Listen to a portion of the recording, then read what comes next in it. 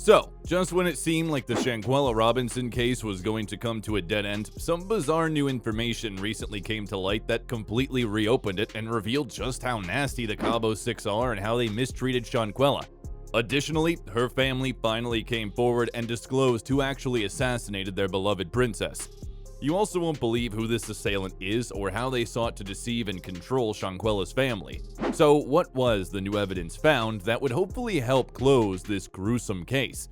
That's what we're finding out in this video. But of course, before I spill anything, make sure first that you subscribe to our channel and hit the notification bell for more updates and videos like this. Now, let's dive in. What did they tell you happened to our daughter? An investigator asked Shanquella's mother, which she answered that she got sick from drinking, it was alcohol, and that's the same thing they told the doctors that first treated Shanquella at the villa they were staying at. And days later, the family found out that Shanquella's so-called friends lied to them straight to their faces. So it's almost been 5 months since Shanquella Robinson tragically passed away while on holiday with friends in Cabo, Mexico. And for a while, there were thoughts that the Cabo Six just might get away with murder. For months, the authorities refused to mention who in particular put an end to Shanquella's life, claiming that the investigation was still ongoing and could be compromised if they revealed too much. But now, we finally know who really did the crime. Now, because of how messed up everything was, Shanquella's demise became a social media sensation. She traveled to Cabo for a vacation and 24 hours later, she passed away. Her companions initially made the claim that she died of alcohol poisoning, and they relayed this to Shanquella's relatives. If they had told the doctor what truly transpired, Shanquella may still be alive. A police report from the day she passed away says guests at the resort called for medical help, claiming she had drunk a lot of alcohol. She was, quote, stable but dehydrated, the doctor stated, adding that the visitors wouldn't take her to the hospital. The police report said she went into cardiac arrest and was declared lifeless at 6 p.m. But then her autopsy report listed her cause of death as severe spinal cord injury and atlantoaxial subluxation, which is a condition where unstable or excessive movement is present in the first 2 vertebrae of the neck. And it suggested that Shanquella had been in a physically distressing situation. Interestingly, the autopsy made no mention of alcohol in her system, and people have mentioned that if she had indeed taken enough alcohol to get alcohol poisoning, then it should have shown up on the autopsy. However, when a video of Shanquella being beaten up by one of her so-called friends went viral on social media, things got really heated. Dejanay Jackson, one of her friends at Cabo, were beating her up. Other members of the friend group were there, but they made no effort to aid Shanquella or stop Dejanay.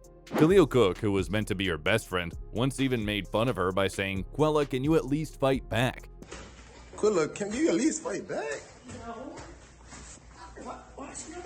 Dejanay was possibly the one that led Shanquella to her demise, but authorities refused to officially name her as the suspect, instead saying that the Cabo Six were persons of interest in the investigation.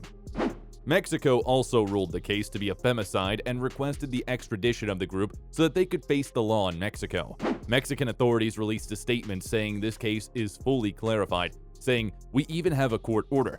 There is an arrest warrant issued for the crime of femicide to the detriment of the killer and against an alleged perpetrator, a friend of hers who is the direct abuser. Actually, it wasn't a quarrel, but instead a direct aggression. We are carrying out all the pertinent procedures such as the Interpol alert and the request for extradition to the United States of America. It's about 2 Americans, the killer and the culprit." Even with this, the US government seemed to be dragging its feet on the case, insisting that the investigation had not yet been concluded. Well, it looks like Shanquella's parents have had enough of this, and they've had their lawyers send a letter to the White House asking for answers and begging them to find some solution. The interesting thing about the letter is that the family finally revealed who it was that the Mexican authorities had a warrant out for. And surprise, surprise, they named Dejanay as the aggressor. A part of the letter said, "The viral video showing Shanquella being beaten in the villa while being videotaped by one of the 6 travel mates, who was identified by the witness as Dejanay Jackson. Shanquella's body suffered a head injury, according to an autopsy report written on October 30, 2022, in Mexico by medical examiner Dr. Galvin Escura, who determined that Shanquella's cause of demise was a broken neck. The letter continued as a result of the investigation. Mexican law enforcement issued a warrant for Dejanay Jackson, one of the 6 travel companions who left the country after Shanquella was declared deceased. Shanquella Robinson was declared a victim of femicide or gender-based homicide. If a United States citizen commits homicide in Mexico and returns back to the United States, as you are aware, they can face criminal charges in the United States under federal law or state law, depending on the circumstances of the crime. So, from this letter, we can tell that her family is sick and tired of not having justice served for their daughter. The last part was them pretty much telling the US government that if you're not going to send them over to Mexico to face justice over there, at least have them face justice here in America. And it's just so tragic because no parent should ever experience the anguish of losing their daughter and then having to engage in a protracted legal battle. However, the letter also provided some brand new disclosures that illustrated just how terrible the Cabo 6 were. A concierge at the property where the group stayed provided a witness statement to the family's attorney, claiming that Shanquella never truly fit in the group from the beginning. She seemed to not fit in with the others. When I introduced myself, she didn't greet me or smile. She was indifferent, nothing to do with the atmosphere of celebration. She was out of place at the party, the concierge stated. This kind of suggests that the group was hostile towards Shanquella from the very start. But that's still not the worst part of it, because even after Shanquella was pronounced deceased, the group still didn't feel any sort of remorse or even grief. The concierge revealed that after she was pronounced, he went up to the villa to offer his condolences to the group. He said, "I left that area and stayed outside the main entrance to give them space to mourn and grieve. Minutes later, I heard laughter." And that's not all. According to all accounts, Jackson texted the concierge about dinner hours later, and he set up transportation for the group to San Jose. He later learned, however, that the group had traveled to the airport. The concierge claimed that once Jackson's physical attack on her was captured on tape, he recognized that Jackson had effectively used him as leverage to get out of the country as quickly as possible. They didn't feel horrible about losing Shanquella when they discovered what they had done and instead fled from Mexico to the US in the belief that they wouldn't have to answer for their acts once they arrived in the country, because they didn't think that the case would be blown up like this.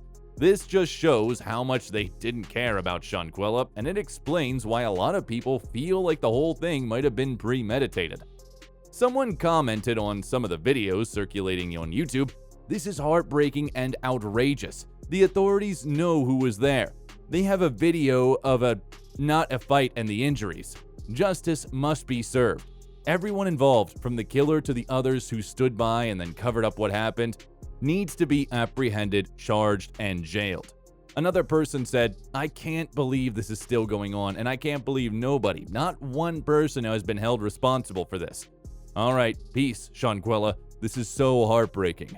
Shanquella indeed deserves justice, and as long as her so-called friends are free, she and her family won't get the peace that they deserve. That's all for us today. We hope you enjoyed the video, and if you did, make sure you leave a like, subscribe, and hit that notification bell for more videos like this.